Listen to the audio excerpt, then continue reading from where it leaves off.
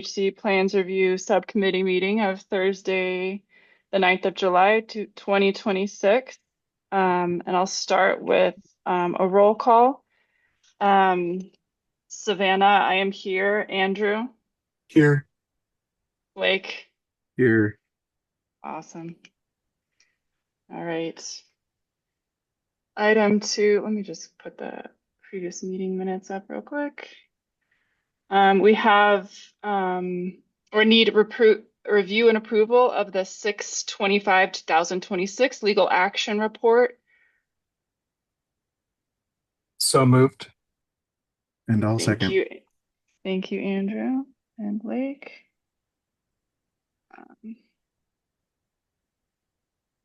All right, and I will vote on that. I say aye. Andrew? Aye. Blake? Aye. All right. Minutes or the LAR motion is passed 3-0. All right, number 3, we'll go to summary of public comments. Don't know that I received any. Michael, do you know? No, Madam Chair, we did not receive any comment. Okay, thank you. All right, that's the case. We'll move on to item 4, which is where we review historic preservation zone review cases under UDC section 5.8. /TSM 9-02.0, the Historic District Design Guidelines, and the Revised Secretary of the Interior Standards and Guidelines. We'll start with case 4A, number SD-0526-00083 /TC-DM0 DMO-0126-00017 at 1042 North 5th Avenue. The proposal is to demolish a detached garage at the rear of the property along Herbert Avenue. The garage is not a contributing building to the HPZ, but the main residence on the lot is a contributing building.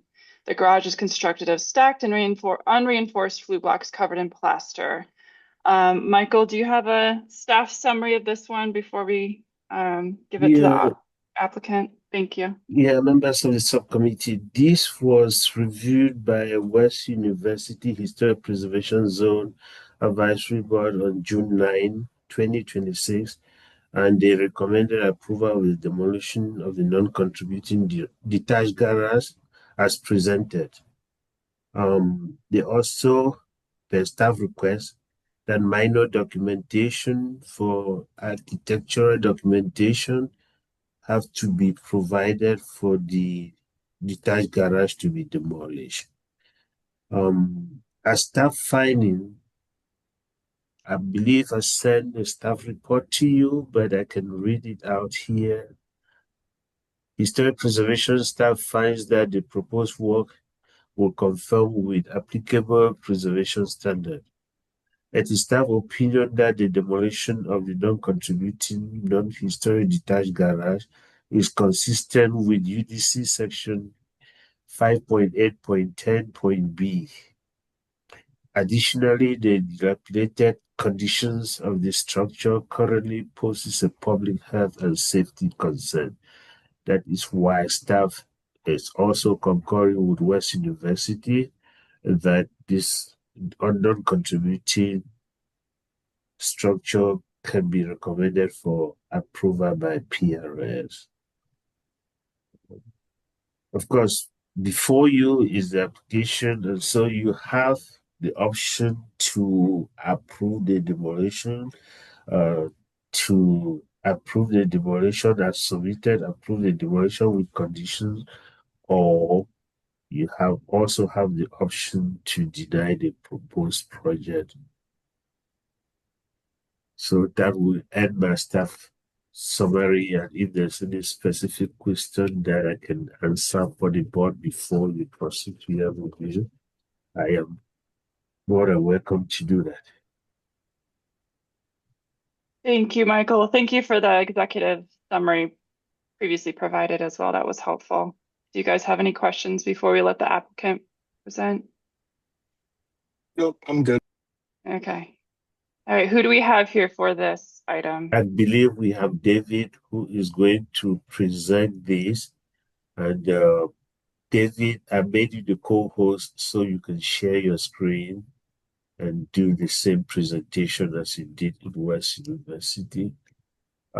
Just for the attention of the board, there are two cases of demolition of any structure in the HPZ. This one happens to have been determined by the board that it is dilapidated, it's a non-contributor, and that is why we are supporting it. And so it falls back to the PDSD director um, sphere to make a final decision on this. If it was a contributing property, it will have to go to mayor and council. Those are two situations that you'll be seeing as some other cases coming to you, just consistent with what happened last time, the last case that you reviewed. That was a contributing structure. The PDSD director cannot give a decision on that. It is mayor and council. This particular one is going to end at the level of the PDSD director. Got it. Thanks for the clarification. All right, David, are you able to present what you have? David, yeah, unmute yourself.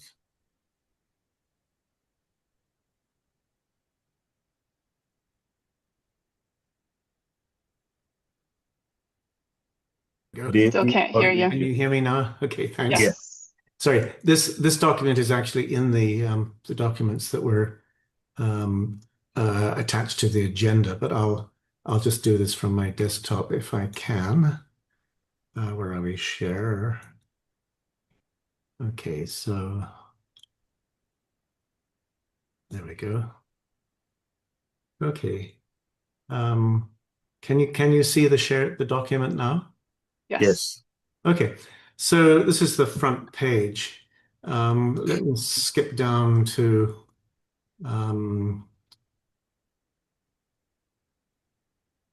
if you want me to stop with any of these documents, say so, but otherwise I'll just go to the pictures.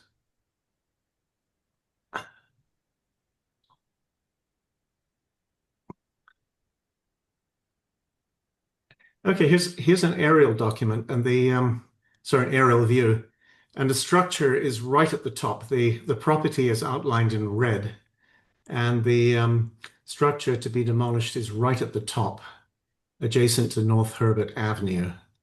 Can you all see that? Yes. Okay.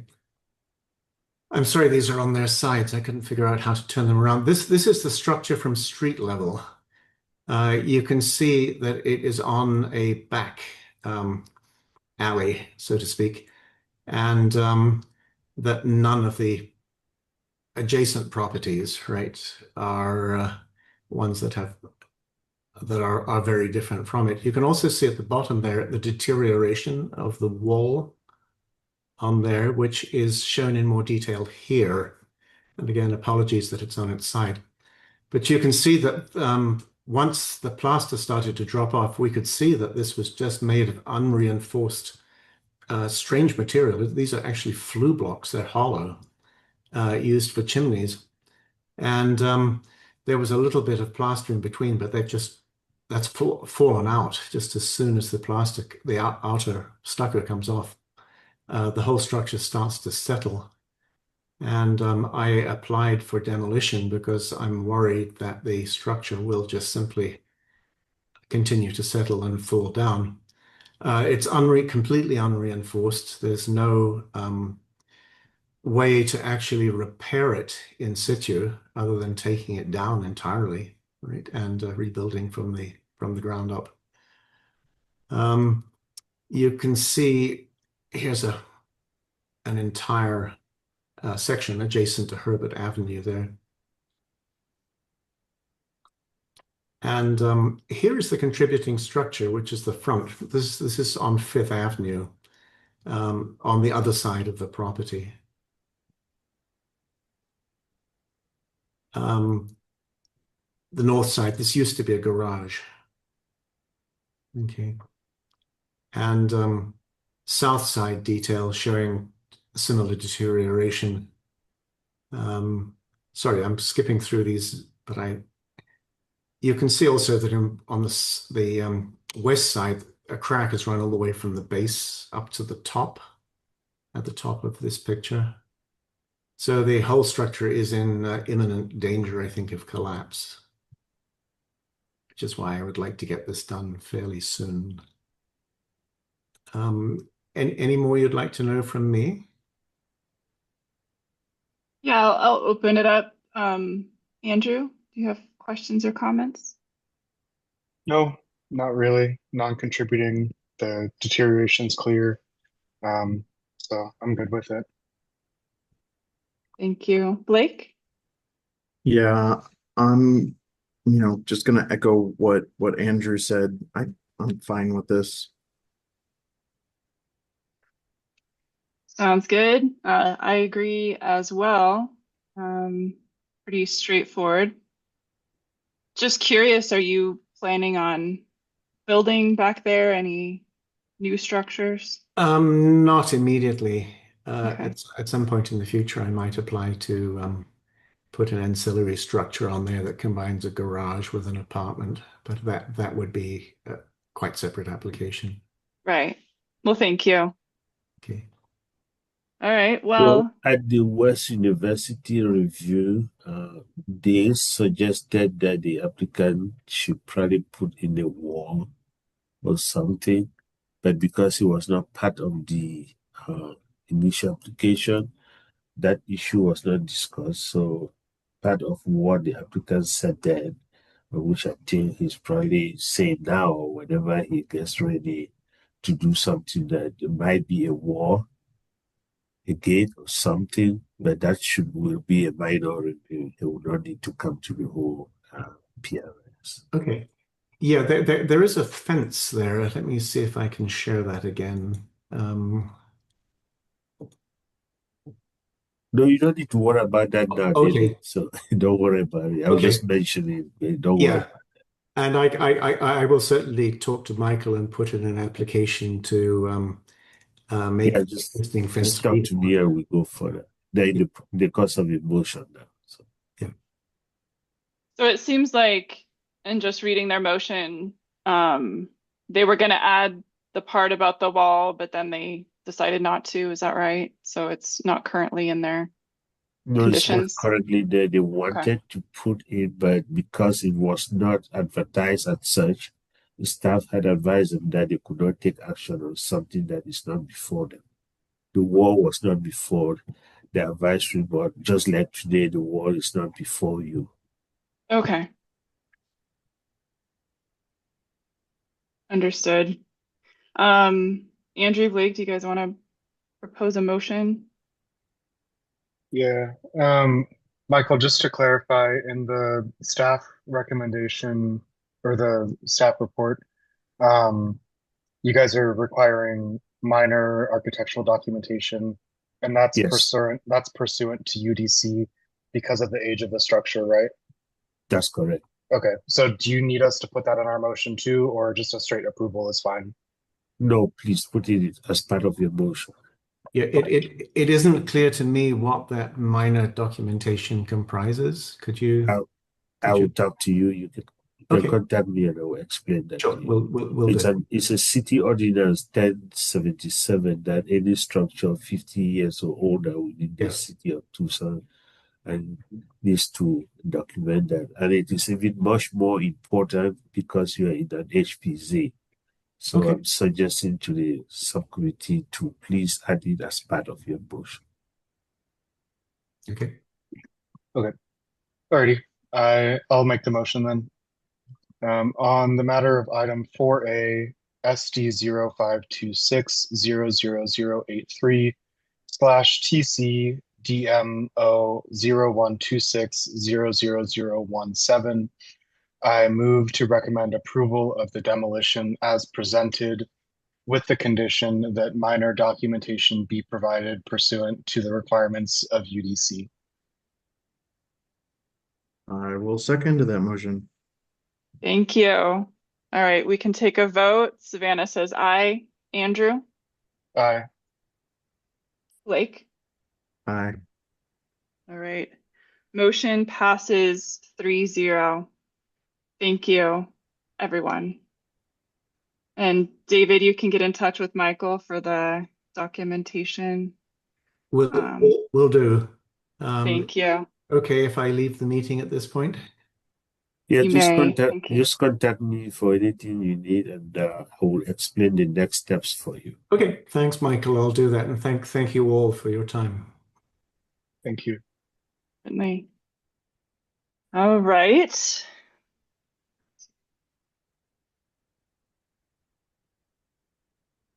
All right, our agenda, next on our agenda, item 4B.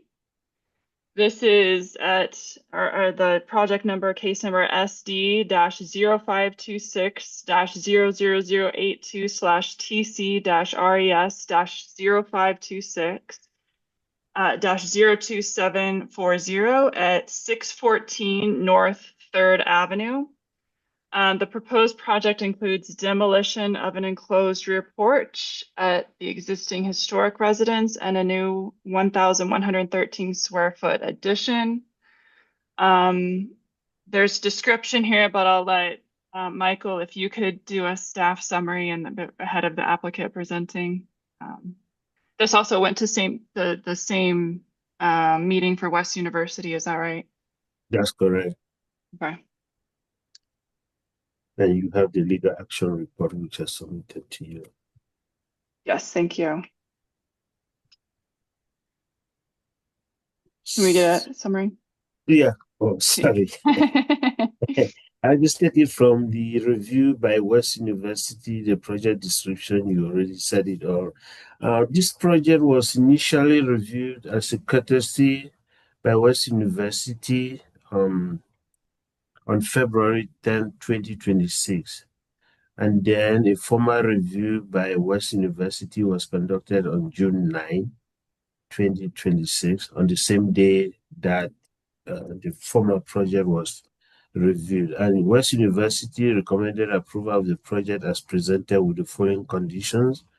They had 4 conditions: that the proposed roof line of the addition is compatible with the roof line of the existing building in terms of height and pitch, and that the new addition are appropriate in size, shape, materials, and details that are compatible with but do not mimic the existing building. 3, that the demolition of the existing porch addition and the non-contributing structures on the southeast corner of the property are acceptable. And 4, that the setbacks as noted on the plans with 0 setback to the south property line and as drawn to the east property line, such that the existing tree to the east of the property and not impacted are acceptable to be waived. Now those were the review of West University. Now when you come to staff finding, we had an issue with setbacks. That is why West University was recommending the waiver of the setback. Staff, the required setback for the side and the rear are 5 feet. The proposed setbacks are 0 feet to the south property line and also 0 feet 4.5 inches to the east property line. So staff requested a setback waiver from West University, and we are also requesting a setback waiver for that if you find that appropriate to do. The second finding, which staff will look at, the historic preservation staff finds that the proposed will generally conforms to the applicable preservation standard.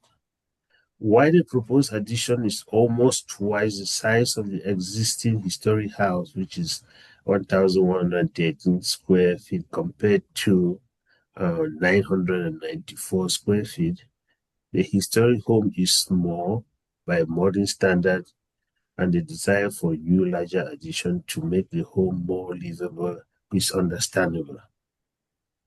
The proposed addition follows the best practices in preservation in the height of the proposed addition. Oh, sorry. Got my thought messed up. The proposed addition follows best practices in preservation. The height of the proposed addition is subordinate to that of the existing home. The new construction will be connected to the existing house by a breezeway, serving to differentiate the old from the new. The addition will be set back from the front wall, the main home, providing a difference to the historic building. Basically, what we are trying to do here is describe to you why we are thinking that even though it is double the size of the existing historic structure, we are being supportive of what they are doing. Additionally, the measure x-axis of the L-shaped addition is located at the rear of the lot, which is ideal. The minor axis of the L-shaped addition, however, will be highly visible from the right of way. So we are requesting PRS feedback on the size and the visibility of what is being proposed here.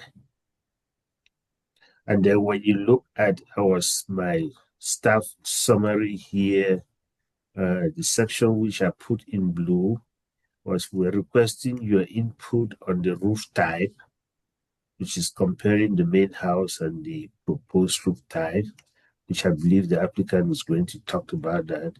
We're also seeking setback waivers.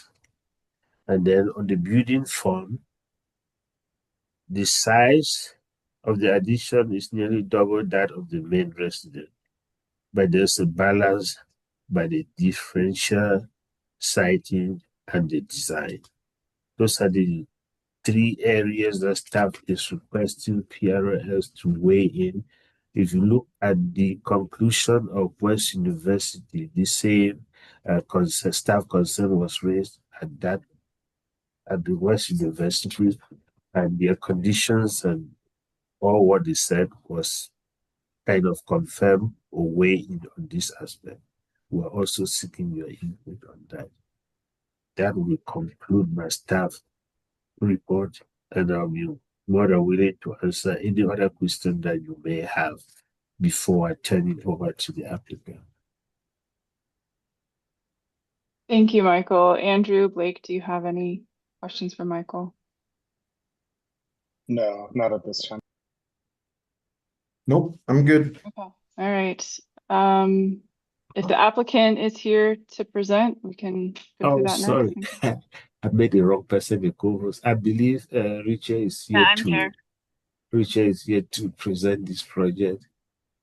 Instead made Savannah to be the co-host. Oh. I mean, I could, but I know, but Richard is here. Okay, Richard, I made you to be the co-host, so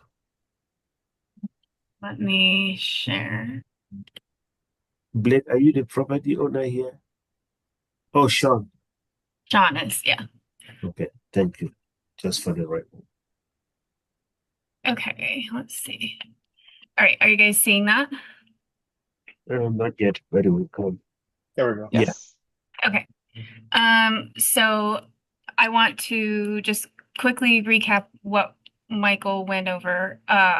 So as he mentioned, we met with West University back in February for a minor review, and that was specifically to get sort of some feedback on removing this existing attached porch, because our intention was to replace that with a small breezeway here that would then tie into this portion of the new addition that would become part of the main house. So this is sort of one residence, and then this other portion down here would be the second residence. So like I said, we met with West University to talk about removing this porch. While it does show up in the Sanborn maps, it has been it's falling apart, and there's parts of it that are not historic. And so we felt that taking it down would be the best option in order to move forward and preserve what the actual existing historic home was. Additionally, it had been closed in at some point, and that was clearly not historic. So let me scroll down to some of the photos. So this is, oh, also it's not mentioned on the inventory sheet, does not mention the porch at all. So this is the front of the house. The top photo is the front of the house. We can't see the porch there at all, but here's that porch that we're talking about. You can see there's a change in material, window scale, size, foundation, all of it is clearly not in line with the historic home. Here's some more pictures of that, as you can kind of see it tucked in back here.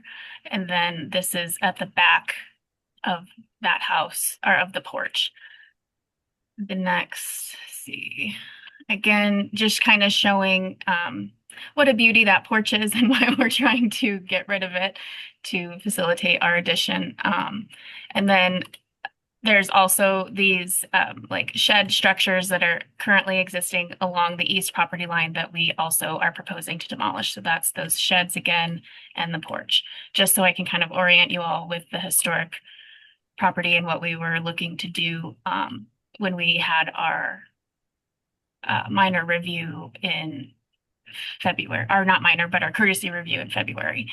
This is what the porch, enclosed porch, looked like on the inside before some demolition was taking place. And something I want to just draw our attention to is, see, this foundation is in bad shape and just stacked. There's not even mortar between this stuff. However, these are historic, actually 2x4s and 2x6s. They're actually 2 inches by 4 inches, old grown lumber. So part of our discussion then was to try to reuse those somewhere. But then you can see the upper part of the porch, you know, none of this. You can see how much skinnier those members are compared to the old lumber, old growth lumber.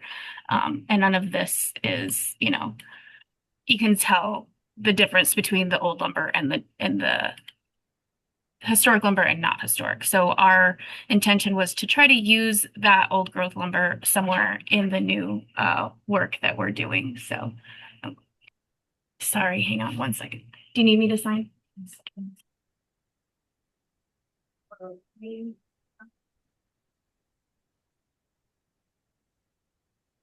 Yep, thank you. Sorry, FedEx needed me to sign. Okay, so just showing again, just kind of the state of what that was in. They agreed that this could come down as it wasn't indicated on the historic inventory form in any way. And I believe, yeah, so here I have that attached. You know, they talk about the roof and the foundations and all the chimneys and all that, but the porch is not mentioned at all. So that was what our courtesy review was about, was getting permission, or a little bit of permission, green light, to move forward with our design that we presented last month. So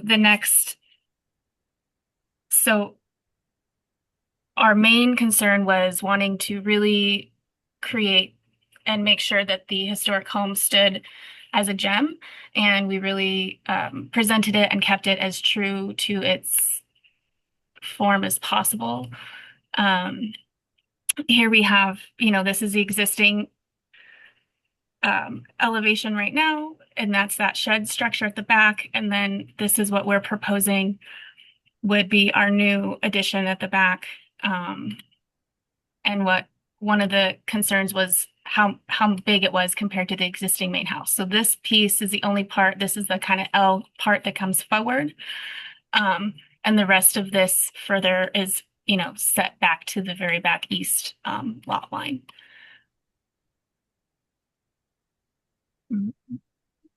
So again, this was that piece here. That's that little piece here that comes forward. And then, you know, this is all set back to that property line so that it is, set back from the historic street front. This is the street front here. That this is always secondary to the historic home. So we have a lot of sections and elevations because we really wanted to illustrate the historic elevations and then our new, and then composing them together as well. So one of the items that came up was they were concerned that the roof line, because it's a little bit more modern, and sort of our argument is shed roofs are prevalent in the neighborhood, and our biggest concern here was we wanted to really differentiate new from old. We did not want this to appear historic in any way. And so we wanted to have a clear difference between the building types. This elevation is, here's the outline, you can see the outline of the historic house here, but we removed that so we could see what the new construction is going to look like. Again, the idea was really modern, new, keeping, to emphasize the differences between the new and the old. We did not want to create a false sense of history. And then, so these are the proposed and existing elevations of those west and south. Here we have the proposed existing north and east elevations. Again, the shed we would like to get rid of. Here's our breezeway connecting the new and the old. And then again, the shed, and then the new building that would be coming in. Or sorry, the porch that we want to get rid of. Here is them kind of all, this is elevations of the existing house. We wanted to show that because there's been some window changes that we wanted to make sure were corrected to fall in line with the historic, doing double hung versus some sliders that were previously put in. Another part of the removing that shed was, or that porch at the back, I'm sorry, was that there was some historic openings that we wanted to maintain, even though we won't necessarily be using them as they are intended due to what we're going to be doing on the interior. This will be a kitchen and this will be a bathroom, but we wanted to preserve those original historic doors and windows. This window will actually still be functioning as a window, but it actually comes into the breezeway. But these two doors will be visible from the exterior, but non-functioning on the interior. The other thing that we had talked about was that they wanted some conversation on was the roof type. So we were proposing a metal roof for sustainability options, obviously, and then additionally to differentiate new from old. We don't want to create a false sense of history here. So the other thing that came up during the meeting was the two sections of the house that are facing the alley here and 3rd Avenue here. These two faces that you can see closer actually have stucco, whereas the other areas have the metal siding that we're proposing, which you can see in these elevations. So here is where we're talking about that stucco, and then the metal siding is set back. And then the same thing here, we have the stucco here, and then the metal siding is set back. Really quickly, we then are also proposing, so there's an existing stucco fence here, and we would like to put some corrugated on top of that to bring it up to a 6-foot height to get a little bit more security and privacy into that central courtyard that we've created. And then also, let me jump back to the site plan. So right now, and we can see that, let's see, let me zoom in really quick. So on the street view right now, so essentially this is where our new addition is going to be going. And there's actually a curb cut in the lava rock. And so we didn't want to lose that. And so we weren't proposing to infill this with lava rock. We actually want that to be the new entrance to the second residence. And so what we were proposing was sort of this like landscaped area with wrought iron fencing at the front and then a taller corrugated fencing at the back. So they kind of have a private front courtyard and then a more public yard similar to the main house.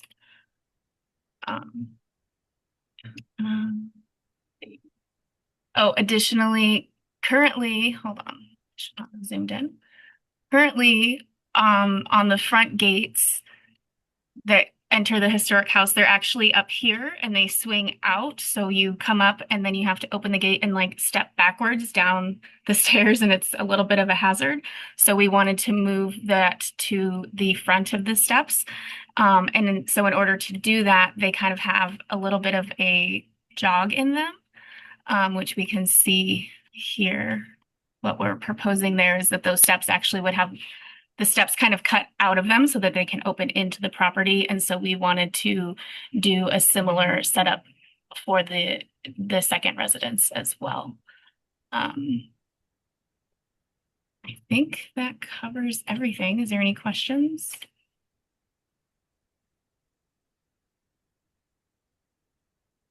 Andrew, do you want to start? Richard, did you forget to talk about the setbacks? Oh, sorry. Yes. And then we are seeking a 0 lot line setback along the south. And then I think it's like 4 inches or so on the east. Can you proceed to explain, to show Yes, the sorry. And then prevalence so of we that? do have some precedents in the contributing properties in the development zone that have that. So here's some 0 lot line setbacks. You can see, especially along the alley and like second, like additions or second residences. And then the corrugated metal is also prevalent on contributing properties. Yes, I think that is. Can you actually show us your development zone and aerial so we can see adjacent neighbors? Yeah, absolutely.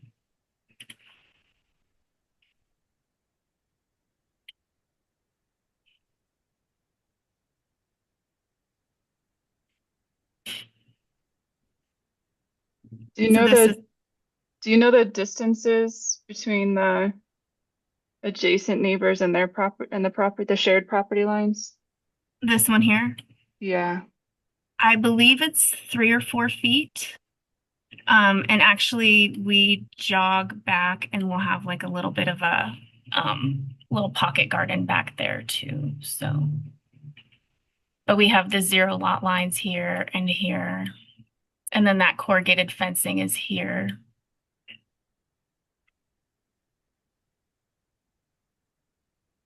And then this, I believe, actually has a 0 lot line along the alley. So the eastern property line, you said you jog in to create a garden? The floor plan does. The roof line doesn't. I don't think I have the floor plan on here. We do have the outline of, yeah, here, so this is actually so this darker dashed line, that's that shed that we're looking at removing. But then this slightly lighter dashed line, this is our actual footprint of there we go. That's like the footprint of the house, of the building. So we do step back. And so that adjacent guest house at the other property is doing something like this. Okay, thank you. Yeah. And so this is all a solid wall here to maintain fire and privacy and all that. And then this one steps back so that we can have, this is where I was talking about that little sort of pocket garden. So. Okay. Is there a wall that encroaches on the neighbor's property, or is that what that is? This is a site wall that this neighbor built a number of years ago. That is a very nice stuccoed masonry wall, and we've talked to them, and everyone's fine with that staying there. Obviously, we're not going over our property line, but that kind of gave us a little bit more space here for that little garden space. So, and everyone's aware that yes, someday somebody could maybe take it down, but it's a very nice, expensive wall, so I don't imagine it's going to be worth taking that down to gain 2 feet. So. And we would still maintain our like fire setbacks and all that. Great, thank you. Okay, Andrew, you want to go? Sure. Yeah, I think at first I had some pause about the metal siding, but I appreciate that you've done the stucco on the end walls where it reads as part of like the streetscape with the main house. So I think that's actually a pretty intelligent way to do that and still incorporate some modern materials. So I'm good with that. Um, on the since you have kind of zero setbacks, where do you plan on putting the mechanical equipment for this addition? So we're actually probably it looks like it's not shown on our site plan. It shows, I think it shows up in some of the elevations.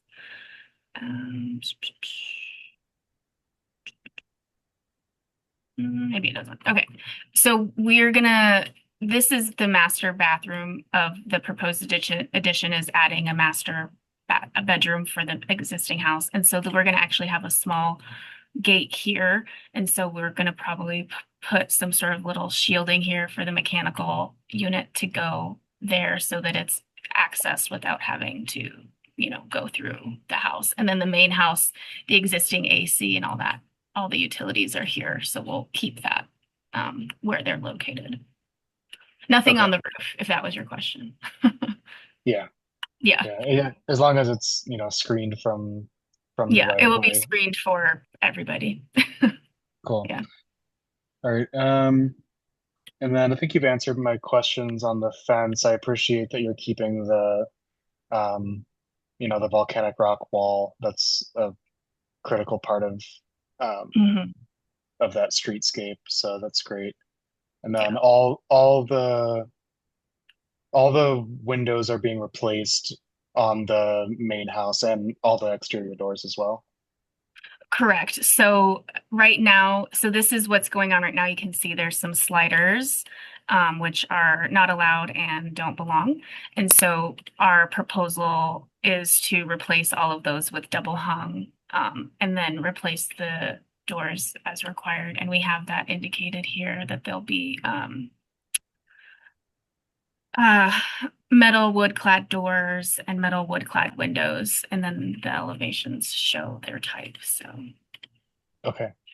Awesome. I love to see a vinyl slider get ripped out and replaced with an appropriate window. 1,000%. The Yes. the front door, do you have an image of what that looks like right now? And I guess you're proposing like a full light door there.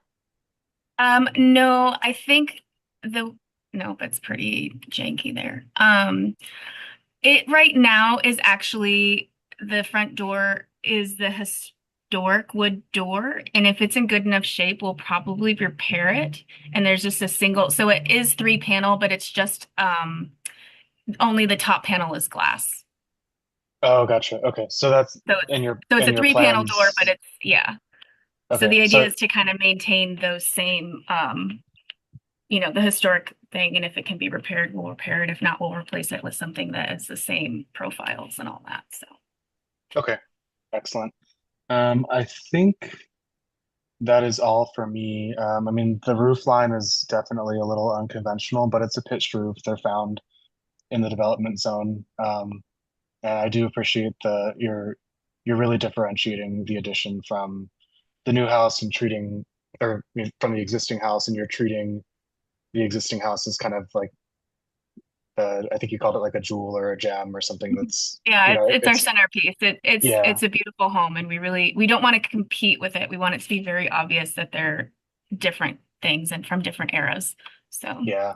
Yeah. And I think you've done a good job with like the massing and the layout on the site where this is a bigger addition area wise, but the massing of it is really subordinate to the main house, which is great. So I think that's all I had, and I'll turn it over to Blake or Savannah.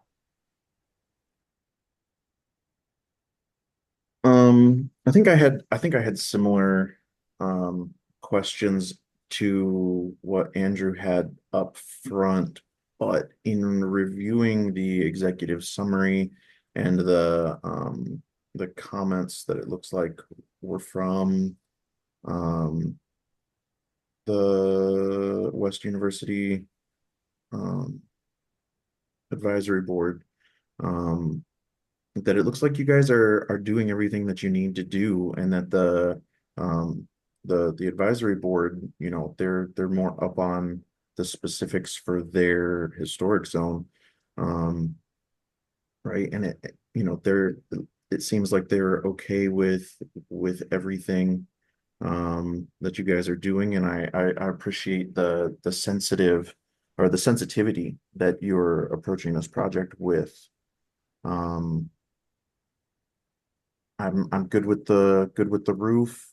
Um, good with the addition, as West University say that they're appropriate and that you guys are using the right materials and details that are compatible with the historic nature. Good with you guys removing the porch, because that is a danger yeah, to people just looking at it, let yeah, alone trying to live on it. I agree. And And it I'm also okay with the setbacks. covered up some historic doors and windows that we want to, re-expose. So yeah, thank you. Absolutely. Thank you. Thank you, Blake. Sorry, was there more? Nope, that's all I had. Okay, okay. All right, so the porch you found, old growth lumber, is it possible it was a porch just not enclosed, or was it just That's what I think, but then there's not like the foundation is so bad, and then eh, the like corner posts, there's not any like historic corner posts, so I don't know if it was even just like a platform. I don't hmm, know. So, we really want to find a place to reuse that lumber in the new construction, whether it just be as like a ceiling somewhere, or we really want to use that because it's beautiful and we have no intention of throwing that into the landfill. So, got it. Okay. Yeah, I think that sounds fine too. I mean, the concerns I had, especially since Michael wanted our specific opinion on them, was just the setbacks we prove, a zero lot line setbacks all the time, but these are, in looking at the area, looked really close to the neighbors. mhm. But as long if I'm just looking at the roofs, it looks really bad. But when we're talking about Yeah, the buildings, if everyone is comfortable with that privacy separation and the yeah, and we've been working not closely crowding. with this neighbor to make sure Okay. everything is good and kosher. And so, I actually worked on this project a number of years ago at my old firm, and so this actually kind of jogs a little bit, and so I know that there's like 3 or 4 feet there. Okay. Um, and then so our piece is ending, where they have windows, and it would just be a Okay. fence. And so, yes, we wanted to be very sensitive to everybody. Thank you. I appreciate that. Yeah. And then Michael, you'd asked about the shed roofs. I mean, I think we do see shed roofs in the neighborhood, but I think what we're used to seeing is perhaps more of an overhang, kind of like a thin overhang. And in this case, right, there's no overhangs. It's just like a flush Yeah, the idea condition. is it kind of wraps. And so it's definitely a more modern Yeah. take on it. We do have a little bit of an overhang at the fronts. Okay. But yeah, the idea is that sort of the material wraps up and over. Um, but So is again, it standing seam roofing at the we're slope? doing, so it's going to be, no, well, yes, it was a standing seam on the roof, and then a similar dimensional profile on the siding, so that they kind of act as like one continuous thing. But then what Okay. will be facing the streets is just this like metal wrapped fascia or stucco. So you won't even really see those from the street views is let's see. Okay. Yeah. Is like Is that yeah. is that thick line? Is that like the fascia that continues all the way Yeah, around? Okay. so that's like that fascia line, and then so that would be the little bit of the roof that you would see. You'd see just that little sliver of the roof Yeah. from Yeah. street view. Yeah. So Okay. Um, yeah, I'm good with it too. And I think we covered the questions I had. Um, so I think we're close to maybe Blake or Andrew making a motion, but I think we need to include the setback specifically, and similarly to West University note, that we find the roof heights and slope and details yeah, acceptable. What do you think?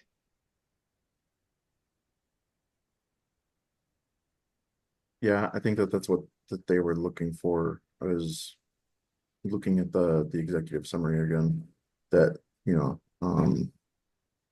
that checklist that they've got. They're specifically seeking our input on the roof and the setbacks.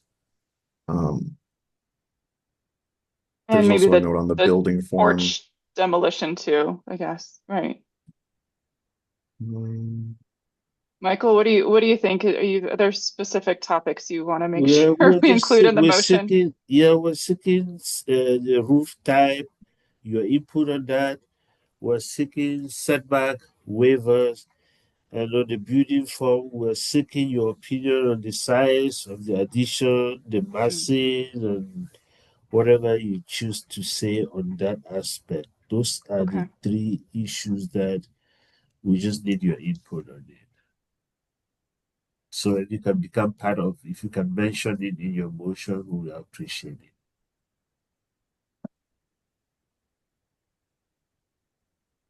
I think Andrew's putting it together. And the reason being that we're not concentration. used to most of the guidelines really do not want the additions or new additions to dominate or overpower the main contributing property. This particularly has that kind of feel.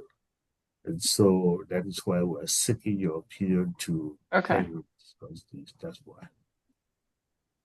Got it. I mean, I think the design has made the best of that situation so that it's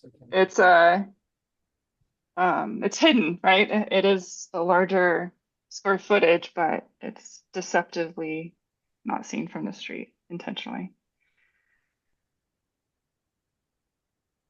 Okay, I'm putting together a motion, but it'll be a minute. Okay. Thank you, Andrew. Yeah. Thank you. I know we were asking a lot, pushing the envelope here, but trying to be sensitive to the area. Yeah, this is sensitively designed, but we do not want a situation where tomorrow some of that type of design can come in with some massive thing and we begin to cry that, Right. oh, this is No, huge. absolutely. So Yeah.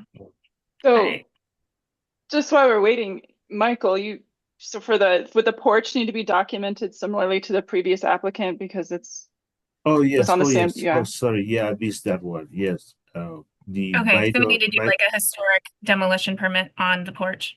Yes, you have to Okay. do. And is that a separate sub-record or is that No, it's combined not a with sub-record. You will just do it as part of this project. When Okay. you go to zoning, We just need to fill out that form and the photos and all that, correct? Yes, Okay. yes, that's correct. Yeah.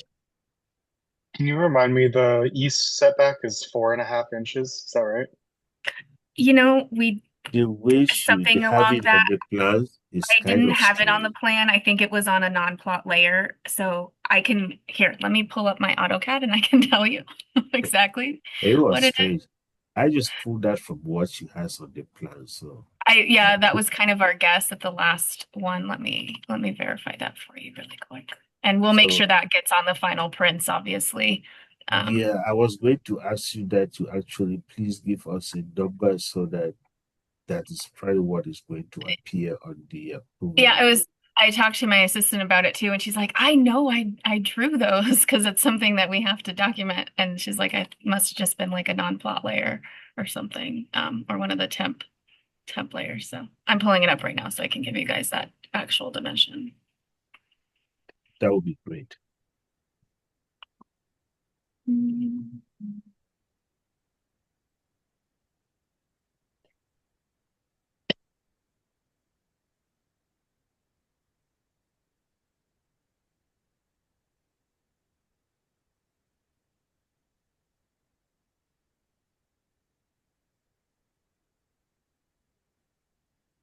Too many files. Here we go. It is 4.5. I remembered correctly. Yes. I was like, I'm pretty sure that's the number, but I want to make sure before we.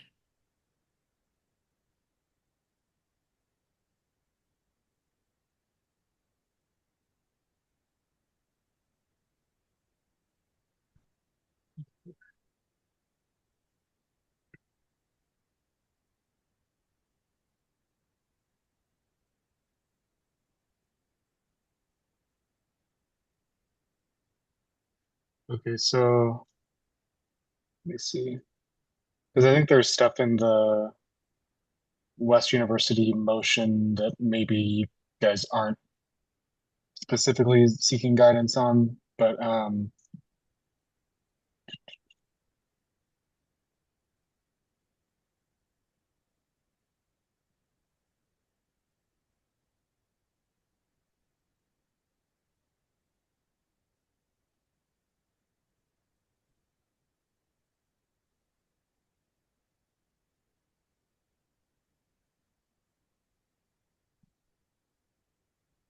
so let's see. I've got the setbacks of 0 on the south, 4.5 on the east.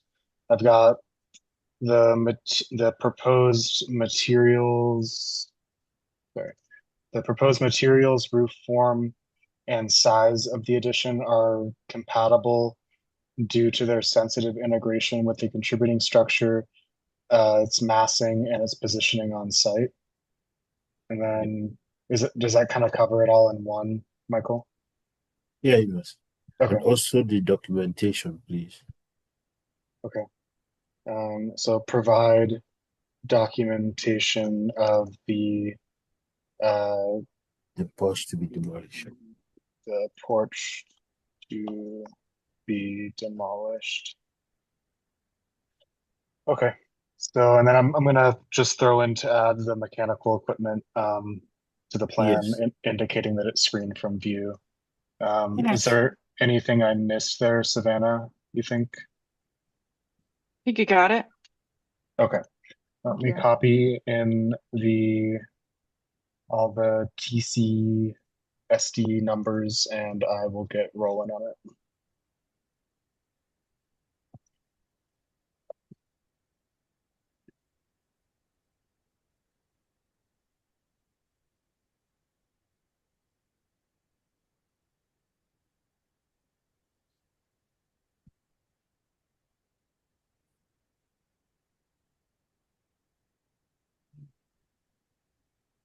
Okay.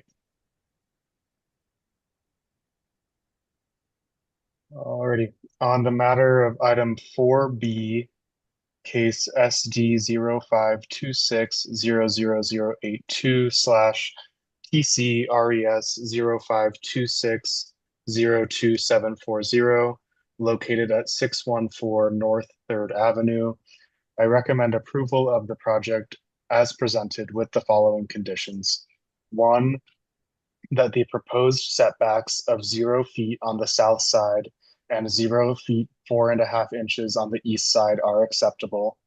Two, that the proposed materials, roof form, and size of the addition are compatible due to their sensitive integration with the contributing structure, its massing, and its proportion or positioning on site.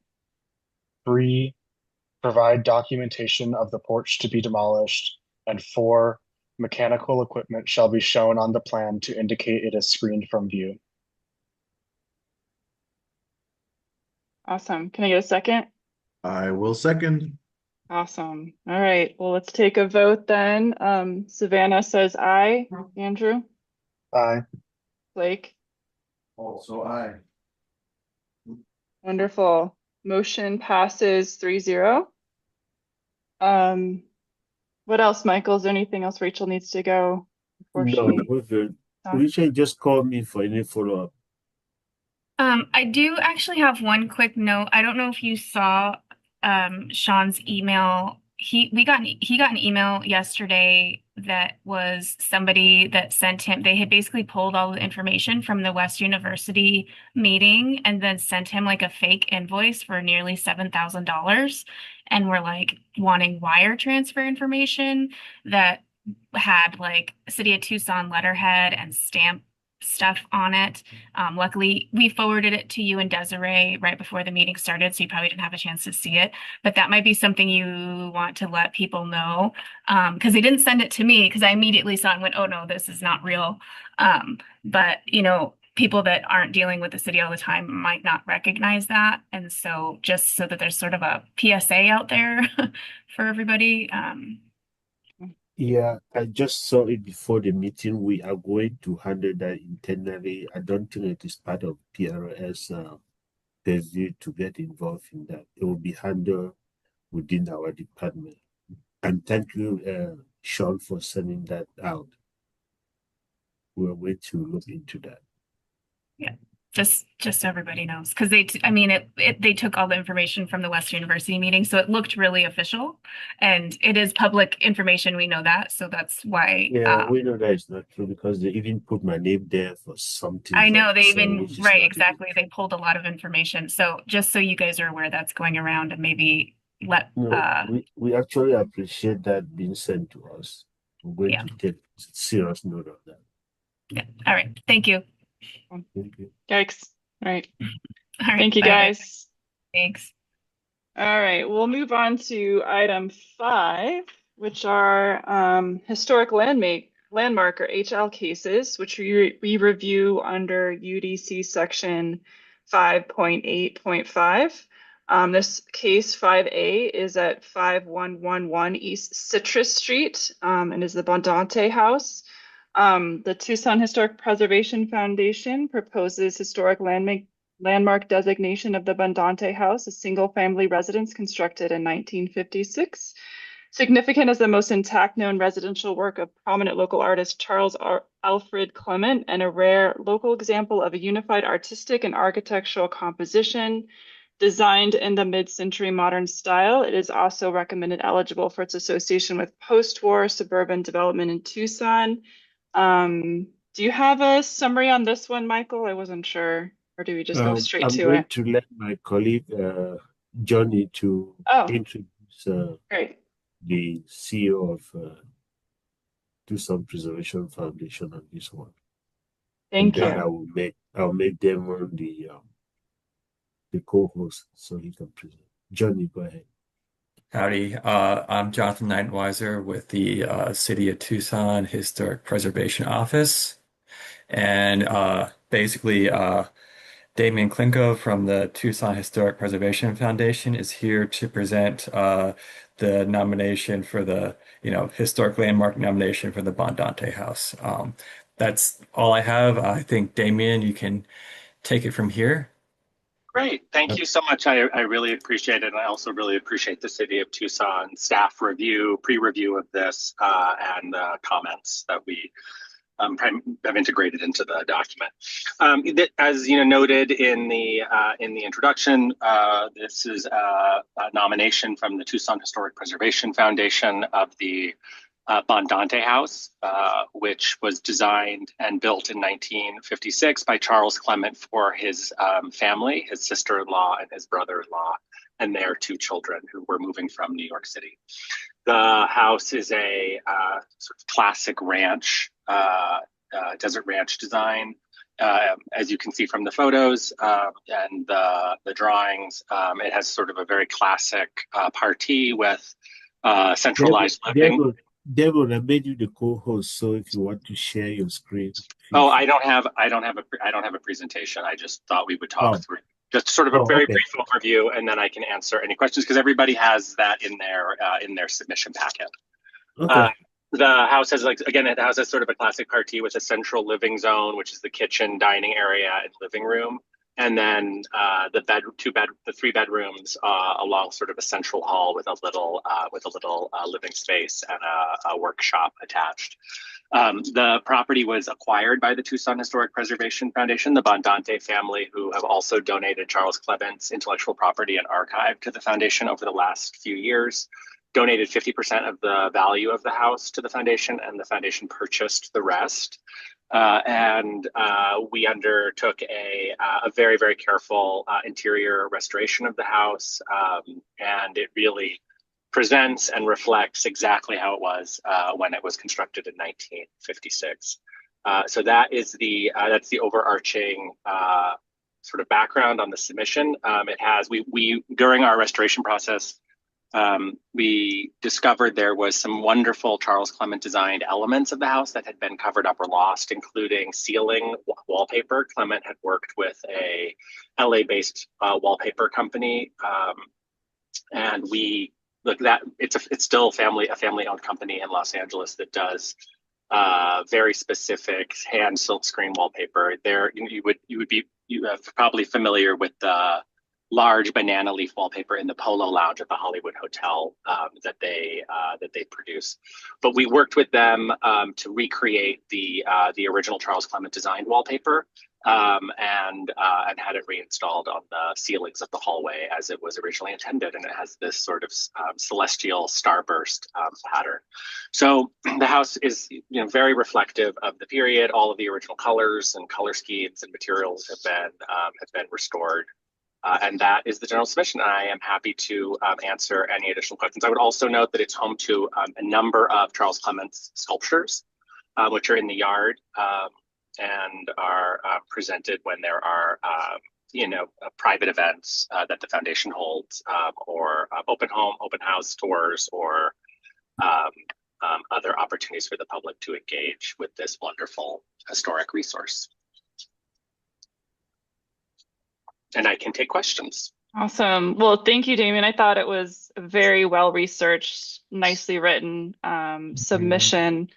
I want to see the wallpaper though. Did I miss it in the photos? It should be. I think it was in the photo. I think it's in one of the. We did a supplemental. I'm not sure if it's in the actual report. There's a supplemental materials report that we put together, which looks at the analysis of all the colors and the materials that were in the house originally. The original linoleum countertops had been lost, but there was a sample left, so we worked with Formica's Heritage, and they were able to help identify a very similar pattern that we worked with a Formica special sort of heritage Formica installer out of Phoenix who did the install. So we have a report on all of the materials in the house, and because it's part of the Preservation Foundation, we also have all of those records in the Preservation Foundation's archive. Very cool. Neat. Blake or Andrew, do you guys want to start with questions or comments? Yeah. This is going to be the receiving location of all of those statues that you presented to us about, right? That is not determined yet. It's still up in the air.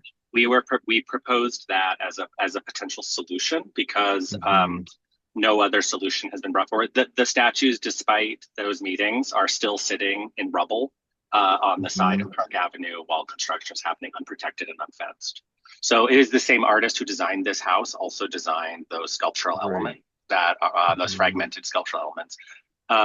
We don't know what the long-term dispensation of that are, but we really believe that now that if this process is successful and you guys recommend designation of this landmark, that this really provides a protective layer for not just those, but other possible Charles Clement works that are out in the environment as a place where they could be studied and better appreciated by the public. Yeah, I think that's, I mean, I had the benefit of sitting through that presentation twice, being on the Historic Landscape Subcommittee. So I got it twice in 2 days. So I understand the importance of having those sculptures, collected and then preserved. So I think that, this nomination, again, well researched and is, a crucial part of what we do, and particularly to preserving um, the influence of such a prominent artist, you know, from Tucson. I think it's great. You did a good job. Great. Thank you very much. Yeah, I Thank you, Andrew. agree. Yeah, great nomination. I've been to the house and I still learned stuff about it from reading this, so that was really cool. Um, yeah, I'd like to see if the sculptures ever do find a home here. I do wonder if the inventory form or something could be updated to include them just to kind of ensure their, perpetual preservation with alongside the landmark status, but that's kind of a different topic for a different day. And I think this is really well put together and certainly worthy of landmark status. Yeah, and I think to that point, we definitely would. I mean, I think that if, I think all of the Preservation Foundation owned properties each have their own special dynamics. And as they are living places, and as we find ways to create opportunities for public interpretation and education, finding ways to synthesize our community values is part of that approach. I would also, just as an aside, perhaps your committee, since nothing has happened with the sculptures, despite all of the recommendations and actions of all of these committees, maybe you could agendize that for a future topic and ask for an update from the Arts Foundation on why they're still sitting on the side of the road and not in storage and still not protected. Noted. We will do that. Thank you. Yeah. Thank you. I think it's very compelling and worthwhile. A question for you, Michael. This wasn't noted as an action, but typically we provide a recommendation for approval, correct?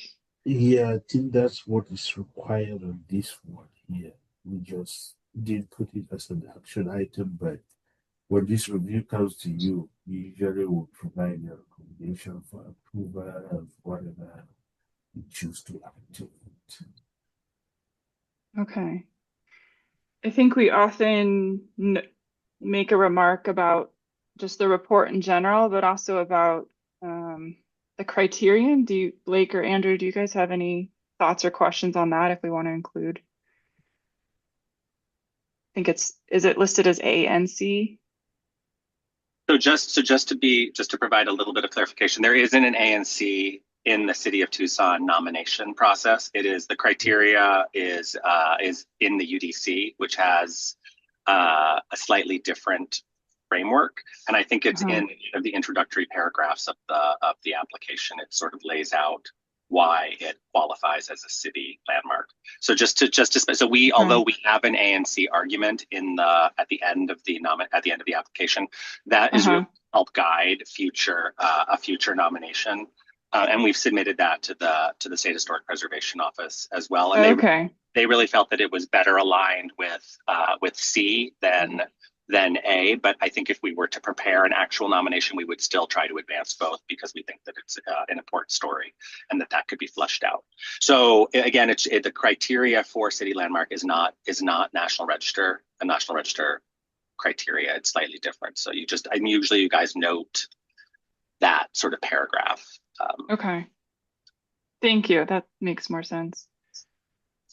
That paragraph we're noting would be a historic site or structure of the highest historic, cultural, architectural importance. That one. Okay. And the review you did already have by SHPO is just like a preliminary review? Yeah, recommendation?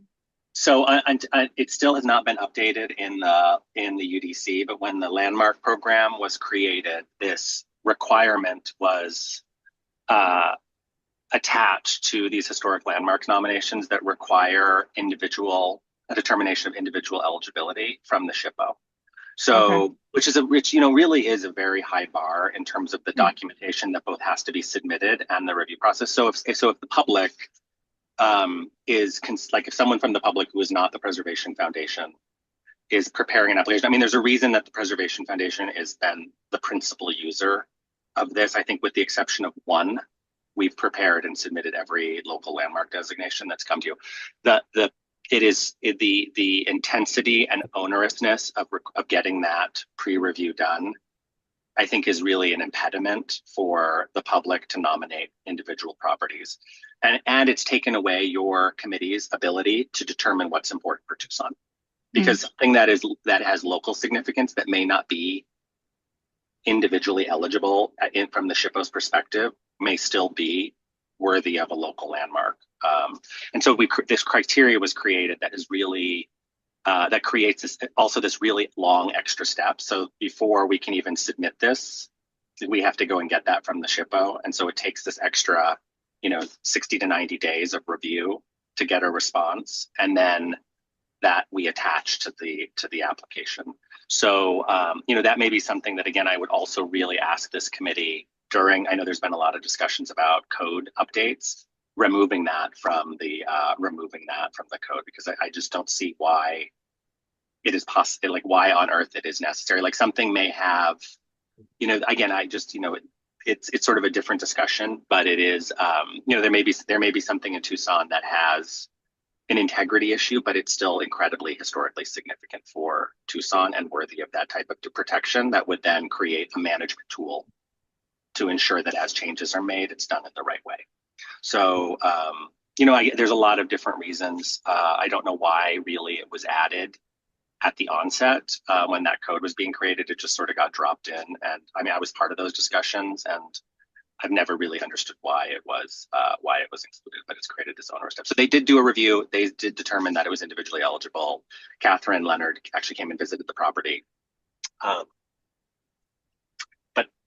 again, maybe put that on a future agenda item to just discuss a formal recommendation for removing that part. Because I truly believe that the Historic Commission has the capacity to determine what is significant for our own city landmarks.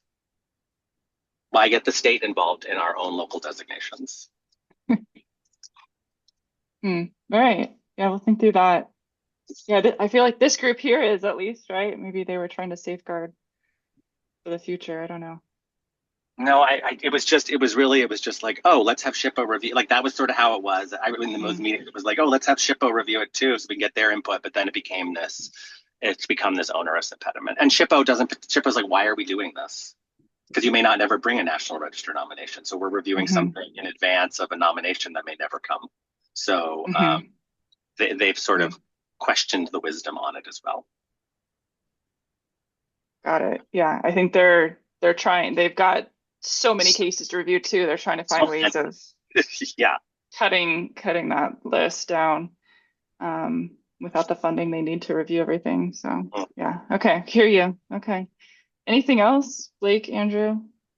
When are you prepared to make a motion to approve? Yeah, I'm typing it out. I'm trying to parse the wording from the HL Okay, thank you, Andrew. verbiage. Yeah.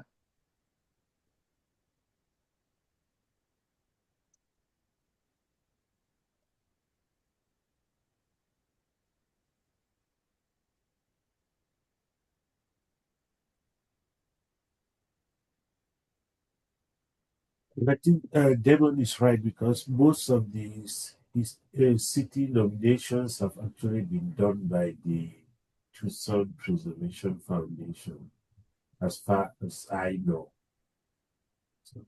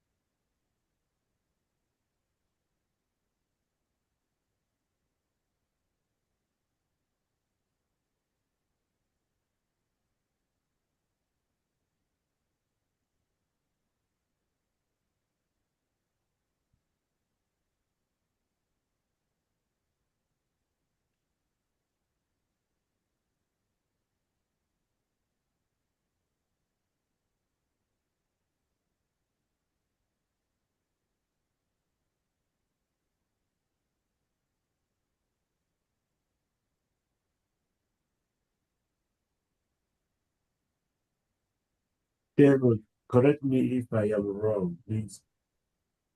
PRS will be providing a favorable recommendation to mayor and council to initiate the rezoning process to designate this as a historic landmark, right? Yes.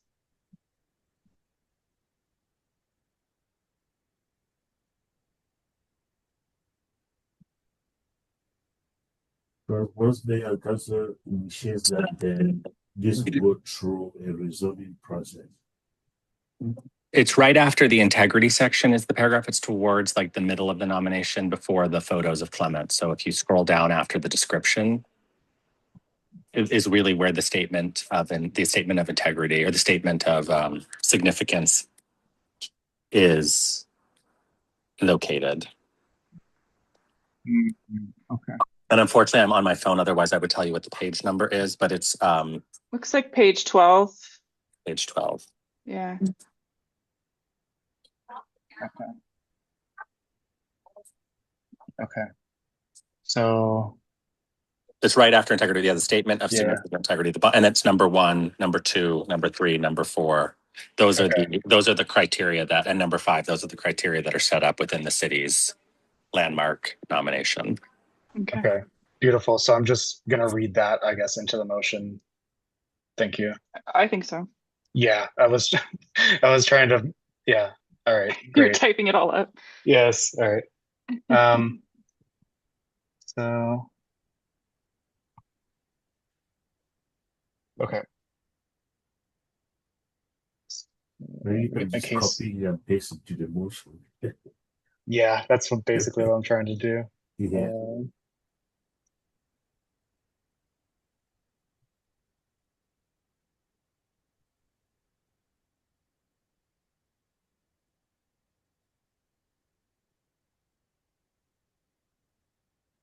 Okay.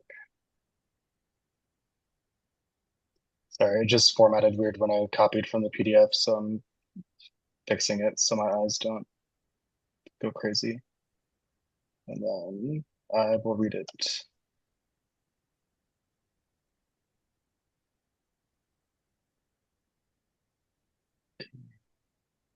Then we need the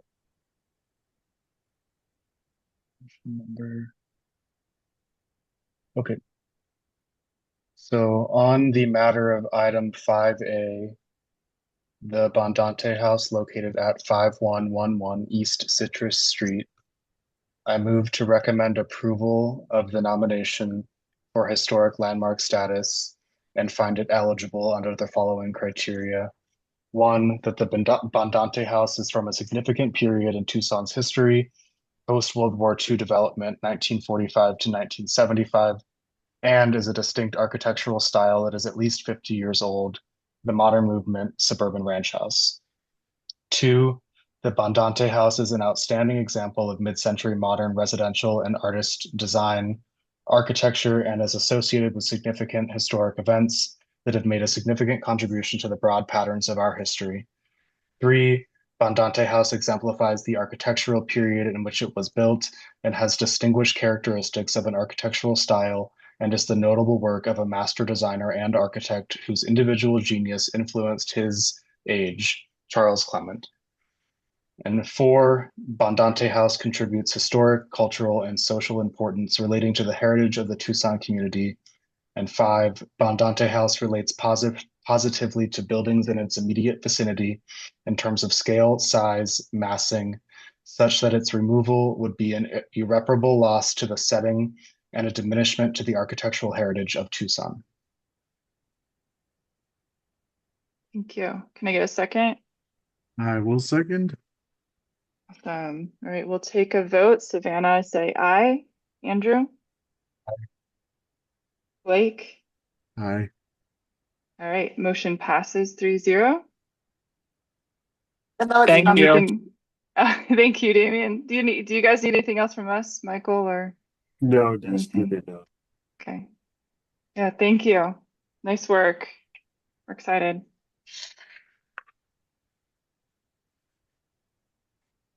All right.